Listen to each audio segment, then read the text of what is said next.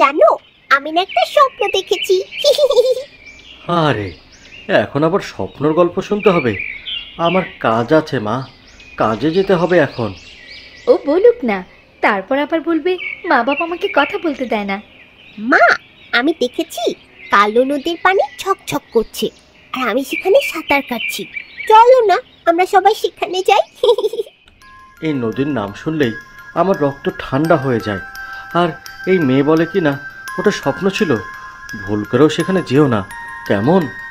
আমারও ভয় লাগে কালো নদীকে, ভুল করেও সেদিকে তাকাই না আমি। তোমরা সব কিছুর জন্য ভয় পাও। মেয়েটা যে কবে বড় হবে, এখনো ভালো মন্দ কিছুই বুঝতে শিখলো না। মণিমালাকে নিয়ে কি যে করে করলানি। ওগো, মেয়েটা যে একা বের হলো, ও আবার অভিশপ্ত নদীর কাছে চলে গেল না তো? তুমি ঠিক বলেছ কল্যাণী, মেয়েটা যে রাগী। চলো আমরা দুজন গিয়ে একটু খুঁজে দেখি কোথায় গেল। কৈলাস আর কল্যাণী তাড়াহুড়ো করে বাইরে গিয়ে দেখে মণিমালা বাচ্চাদের সাথে খেলা করছে। যাক, বাঁচলাম। মেয়েটা দূরে কোথাও যায়নি, বাড়ির কাছেই খেলছে। হ্যাঁ গো, ঠিক বলেছ। তুমি তাহলে কাজে যাও, আমি রান্নাবান্নার আয়োজন করি। মণিমালা, কোথায় গেলি? আয়, খাবার খেতে আয়। এই তো মা, আমি এখানে। বাবা আসেনি, একসাথে খাবো। বাবা এ তো এসে পড়বে, তুই খেতে আয়। মামের কথার মাঝেই কৈলাস এসে পড়ে। এই তো তোর বাবা চলে এসেছে, এবার খেতে আয় পাকা মেয়ে। কল্যাণী, আমার মাটা কি আমার জন্য অপেক্ষা করছিল? হ্যাঁ গো, খালি বলছিল বাবা কখন আসবে, বাবা কখন আসবে। কি মা, তুমি বাবাকে এত ভালোবাসো কেন বলো তো? অনেক অনেক ভালোবাসি। কৈলাস কল্যাণীর সংসারে সুখে ভরপুর। মেয়েটি যেন তাদের ভালোবাসা আরো গভীর করে দিচ্ছে। তিনজন মিলে দুপুরে খাবার খেয়ে বিশ্রাম নিচ্ছে। ওগো শুনছো, মণিমালা তো ঘরে নেই, ও কোথায় গেল? মেয়েটি আবার কোথায় চলে গেল? মেয়েটা যে কি শুরু করেছে না। চলো দেখি, আজকে ওর পেছন পেছন যেতে হবে, দেখতে হবে ও কোথায় গিয়ে আসলে কি করে। কৈলাস কল্যাণী সব জায়গায় মণিমালাকে খুঁজতে থাকে, কিন্তু মণিমালাকে খুঁজে পায় না। হঠাৎ কল্যাণী মনে পড়ে মণিমালা সেই স্বপ্নের কথা। ওগো, মেয়েটা তো অভিশপ্ত কালো নদীতে যাওয়ার জন্য অনেক কৌতূহলী ছিল, ও সেখানে চলে যায়নি তো? কি বলো? ওই নদীর কাছে তো মানুষ যায় না। মণিমালা খুব জেদি, আমার মনে হয় ও ওখানেই গেছে। তাহলে আর দেরি করো না, তাড়াতাড়ি চলো। দুজনেই দৌড়াতে দৌড়াতে অভিশপ্ত কালো নদীর কাছে গিয়ে পৌঁছায়। তারা দেখে নদীর এই পাশে মণিমালা দাঁড়িয়ে আছে, কি যেন একটা বলছে। তারা কেউ মণিমালার কথা শুনতে পায় না। কৈলাস কল্যাণী দৌড়ে মণিমালার কাছে যায়। কি সুন্দর! বাবা মা মিথ্যে ভয় দেখাচ্ছে। কৈলাস কল্যাণী এসে দেখে মণিমালা নেই, হাওয়ায় মিশে গেছে। মণিমালা, মণিমালা, কোথায় তুই মা? কি বলছো? আমার মেয়ে, আমার মেয়েটা কই গেল? আমাদের কিছু করতে হবে, কাঁদলে হবে কল্যাণী। কাঁদলে তো আমরা মণিমালাকে আর আমরা ফেরত আনতে পারবো না, তাই না? দুজন দৌড়ে গ্রামের প্রধান নিতাইয়ের কাছে গিয়ে অভিশপ্ত সেই কালো নদীর ব্যাপারে জানতে চায়। মণিমালার সাথে কি হয়েছে তা সবকিছু তাকে খুলে বলে। নিতাই কাকা, বলেন না কোনো উপায় আছে কিনা? আমার মেয়েকে বাঁচানোর দয়া করে একটা উপায় বলুন। উত্তরের জঙ্গলে একটা ছোট নদী আছে, প্রতি বছর একটা করে ফুল ফোটে। অনেক পদ্ম সেখানে দেখা যাবে। সবচেয়ে আলাদা রকম ফুলটি পারবে কালো নদীর অভিশাপ দূর করতে। তুমি আর দেরি করো না, চলো এক্ষুনি আমরা যাব। সেখানে যাওয়া এত সহজ নয়, পদে পদে বিপদ পড়বে। আজ পর্যন্ত কেউ সেই পদ্ম ফুল আনতে পারেনি। সেই জঙ্গলে এক ভয়ঙ্কর রক্ষক আছে। আজ আমরা শুধু মানুষ হিসেবে নয়, সন্তান হিসেবেও যত বিপদ আপদ হোক না কেন ফুলটি নিয়ে আসবো। চলো কল্যাণী। বিধাতা তোমাদের সহায় হোক। কাকা, আমরা তাহলে এখন যাই, আমাদের উত্তরের জঙ্গলে যেতে হবে। ঠিক আছে, যাও তোমরা। গ্রামের সবচেয়ে জ্ঞানী বৃদ্ধ গ্রাম প্রধান নিতাই কাকার কাছে তারা পদ্ম ফুলের কথা জানতে পারে। কালো নদীর অভিশাপ ভেঙে মেয়েকে ফিরে পেতে উত্তরের জঙ্গলে ঢুকে পড়ে তারা। ধীরে ধীরে জঙ্গলে গভীরে যেতে থাকে। চারপাশে বিশাল গাছ আর ঝোপঝাড় আর অদ্ভুত সব শব্দ। হঠাৎ ঝোপের ভেতরে কিছু একটা যেন নড়ে চড়ে ওঠে। এটা নিশ্চয়ই দৈত্য। পেছনে তাকিও না। আরে এটা তো বাদুর। ভয় পাওনি তো তুমি? কল্যাণী, বেশি বলে ফেলেছ।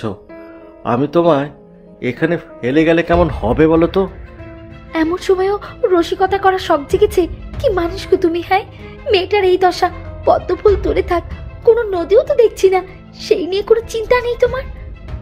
মণিমালাকে ঠিক উদ্ধার করতে পারবো দেখে।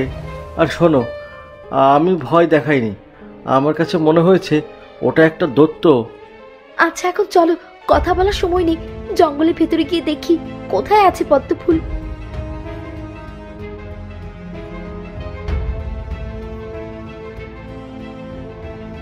ওগো, আমি নড়তে পারছি না, আমার পাটা যেন আটকে আছে।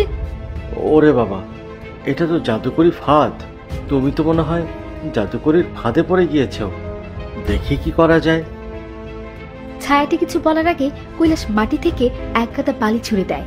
ছায়াটির সাথে সাথে হাওয়া হয়ে যায়। তুমি সত্যি একটা গাধা, ও একটা ডাইনি, আর তুমি তাকে জিজ্ঞেস করার সময় পাও কি করে? কি সব আজব প্রশ্ন! এখন আর হেসো না তো, চলো দেখি পদ্ম কই, ওকে একটু খুঁজে বেড়াই। কল্যাণী, দেখো, ওই পদ্মাটা অন্যরকম আর অনেক বড়। এইটাই মনে হয় অভিশাপ মোচনের পদ্ম। চলো পদ্ম ফুল তুলে নিয়ে আসি। কে কে আমার পদ্ম নিতে এসেছে? কার এত বড় সাহস আমার কাছ থেকে আমার পদ্মটি নিয়ে যাবে? আমরা আমাদের এই মেয়েটিকে বাঁচাতে এসেছি, দয়া করে পদ্ম ফুলটি দাও আমাদের। এই ফুলটি না পেলে কালো নদীর অভিশাপ যে কোনোভাবেই মোচন করা যাবে না, আর আমাদের মেয়েটাকেও আমরা ফেরত পাবো না। সহজ হবে না। আমার থেকে পদ্ম ফুল নেয়ার আগে আমি নীলচে দানব। আমার নেই কোনো আবেগ, নেই কারো প্রতি কোনো মায়া। আমি নিষ্ঠুর, আমি ভয়ঙ্কর। এই বলে দানব বিশাল আগুনের গোলা ছুঁড়ে মারে তাদের দিকে। কল্যাণী লাফিয়ে এক পাশে পড়ে যায়, আর কৈলাস আরেক দিক। এখন কি হবে? আমার মেয়েটাকে কি বাঁচাতে পারবো না? তুমি কাঁদলেই ভয় পাবে। এখানে জীবন মরণের ব্যাপার। দেখো, সে রসিকতা করছে। উফ! আরে আরে, এটা কি? আমি কিভাবে পড়লাম? আমার হাড্ডি মনে হয় গুরু গুরু হয়ে গেল গো। তুমি সত্যি একটা বোকা দৈত্য। তুমি বলেছিলে আমার নেই কোনো আবেগ, নেই কোনো কারোর প্রতি মায়া, আমি নিষ্ঠুর, আমি ভয়ঙ্কর। এই কথাগুলো মানে তুমি নিরহ, তুমি ভয় দেখাও, ক্ষতি করো না। তুমি ঠিক ধরেছ মেয়ে, তবে আমি তোমার কিছু করব না বলে যে পদ্ম নিতে পারবে তা ভেবো না। কেন? কারণ কালো নদী অভিশপ্ত। করাল বদিনীর অভিশাপে সে সহজেই ফুল নিতে দেবে না, এমনকি তোমাদেরকেও না। দানবটি হঠাৎ কি যেন একটি দেখতে পায়, আর দৌড় দিয়ে চলে যায় কৈলাস কল্যাণীর সামনে থেকে। দানবটি এভাবে দৌড় দিল কেন? জানি না, হঠাৎ কি যেন একটা হলো। আমায় দেখেছে যে। কল্যাণী, উনি কি ভয়াবহ দেখতে! তাই তো দেখছি। তোদের দুটোকে আজ আমি চিবিয়ে চিবিয়ে খাবো। তোমায় যে বিভৎস দেখতে মনে হয় না? তোমাকে কেউ বিয়ে করেছে? আমাকেও না। আমি তাহলে তোমায় বিয়ে করব। এসব কি বলছো তুমি? তুমি কি না আমায় রেখে এই ডাইনিকে বিয়ে করবে? তোমার কথায় আমি অনেক কষ্ট পেয়েছি। তুমি ঠিক বলেছ, আমায় কেউ বিয়ে করেনি। তুমি আমায় বিয়ে করবে? অবশ্যই। তুমি ডাইনি হলেও দেখতে মোটেও মন্দ নয়। কি বলছো তুমি এইসব? দয়া করে এইসব বলো না। এই মেয়ে, এখন থেকে ও আমার স্বামী হবে। ওকে আমি বিয়ে করব। আমার যে একটা শর্ত আছে। বলো, যেই শর্ত তোমার, সব শর্তই আমি শুনবো। আমায় পদ্ম ফুলটি দিতে হবে। এই ফুলে আমার প্রাণ আছে। এই ফুলটির একটু পাপড়ি ছিঁড়লেই আমি মারা যাব। তুমি যেহেতু আমার স্বামী হবে না, নাও তবে এই ফুল। তুই এটা কি করলি? এই ছিল তোমার মনে? আমি তো ভয় পেয়ে গিয়েছিলাম। কি ভেবেছ ডাইনিকে বিয়ে করব? তুমি আমার সুন্দরী বউ।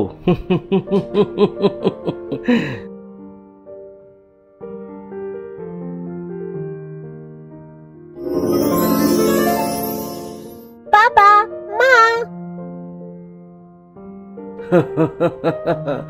হ্যাঁ, আর কখনো আমাদের না জানিয়ে কোথাও যাবে না, কেমন?